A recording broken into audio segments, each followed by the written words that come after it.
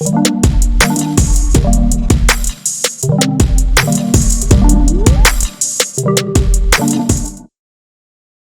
guys, welcome back to Beast Tees.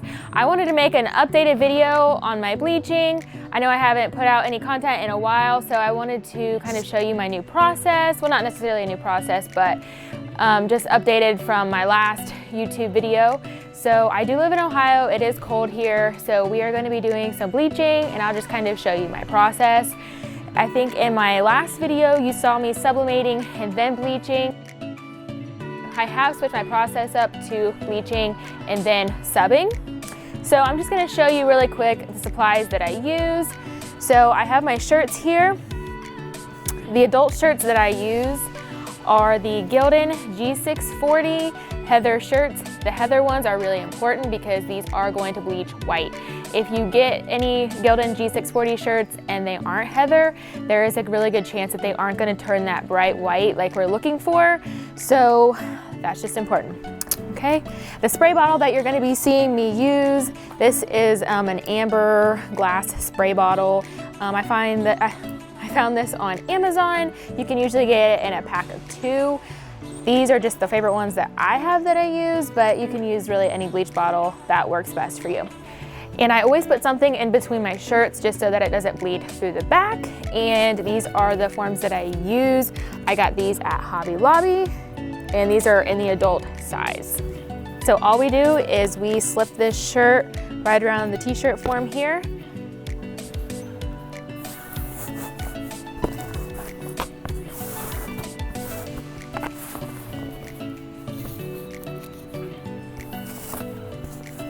Just like so. And then I'm gonna lay them out and we're gonna start bleaching them.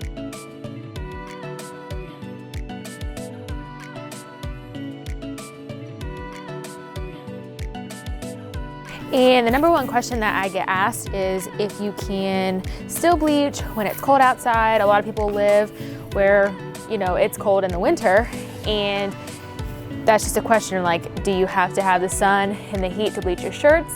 It definitely helps, but no, like I said, I live in Ohio, it's cold here. Yeah, so the heat and the sun, all of that definitely helps speeding up your process, but the bleach is a chemical reaction, so it is gonna happen. It's just gonna take a little bit longer.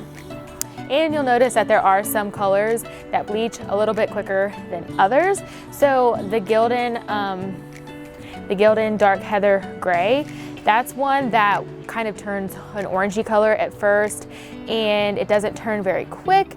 So it will turn, you just have to wait a long time for it to turn.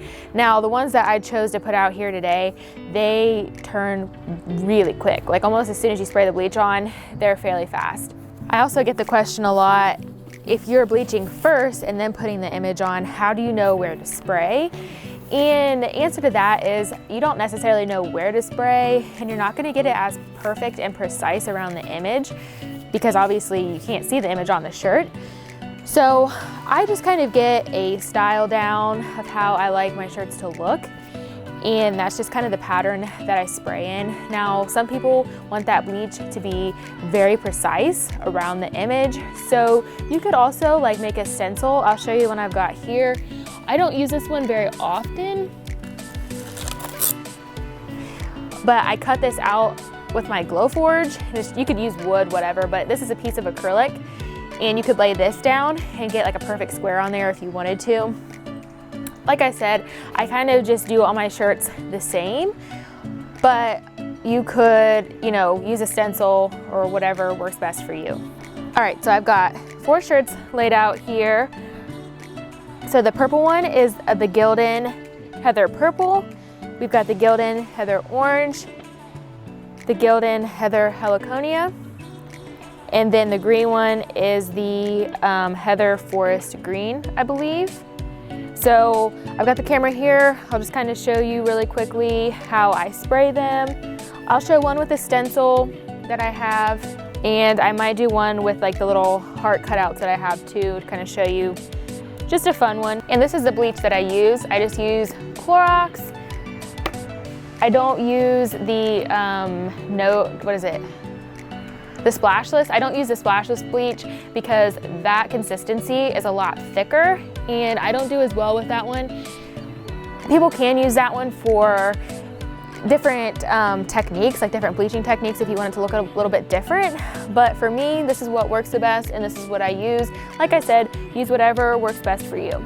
So I'm gonna start out with this orange one here, and I'm just gonna kind of map out a square about the size of what I want. I do put my images really large. I have been printing on 11 by 17 paper. And it's not necessary to print designs that big. Okay, so this one's a little bit hard to see, but as you can see, I've kind of made a square, and then I do little like sprinkles around it. So this stencil cutout that I have is not very big, honestly. So I would probably print on like a 8.5 by 11 image to put inside of here, but I'm just gonna show you what this would look like if I used this stencil. So this will kind of just give me that perfect squarish look. It's kind of a rounded off square, honestly.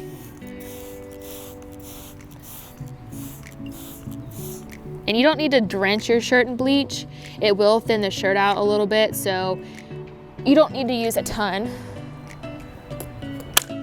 So now that I've got that square on there, I'm just gonna sprinkle some little dots around it. It's just kind of the technique that I like to use. You don't have to do that.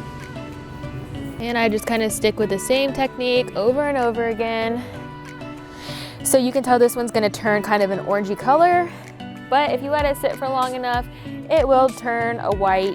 And I'm gonna go grab the little heart cutouts that I have. So I do have a Glowforge, and I had cut out a stencil, and it wasn't really working very well, but these were the little hearts that it cut out. And I found that laying these on there worked a lot better than the stencil I did. So we're just gonna throw those on there and try to create a fun look on the shirt.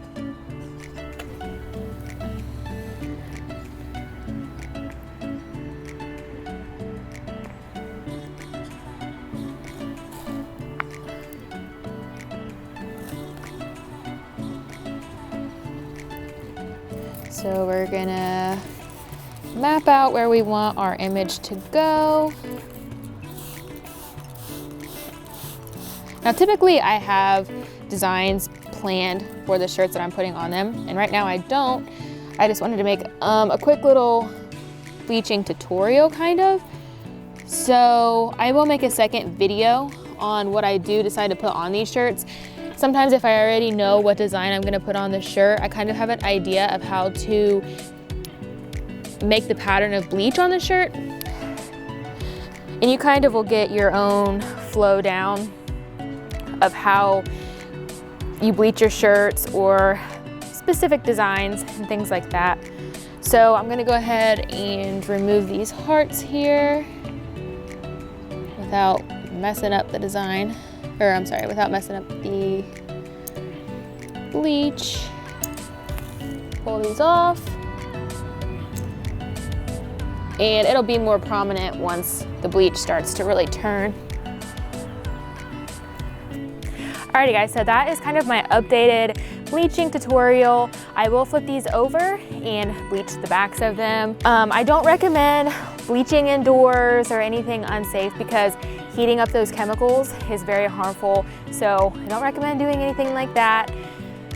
After these bleach, all I do is I'm going to throw them in the washer and wash them on like a hand wash cycle, and I make sure that the water is hot so that it kind of stops the bleaching process. I don't do a peroxide bath or anything like that. I will make a second video, a part 2, of how I'm going to sublimate these shirts. Just kind of give you guys an updated routine. I know I've been kind of MIA on YouTube, but if you haven't joined my course group, go to www.maketeeswithb.com and you will be able to join my course and also join my course group, which is a community of amazing people who just want to help each other start their business, make shirts, things like that. Make sure you go check that out, and thank you for watching.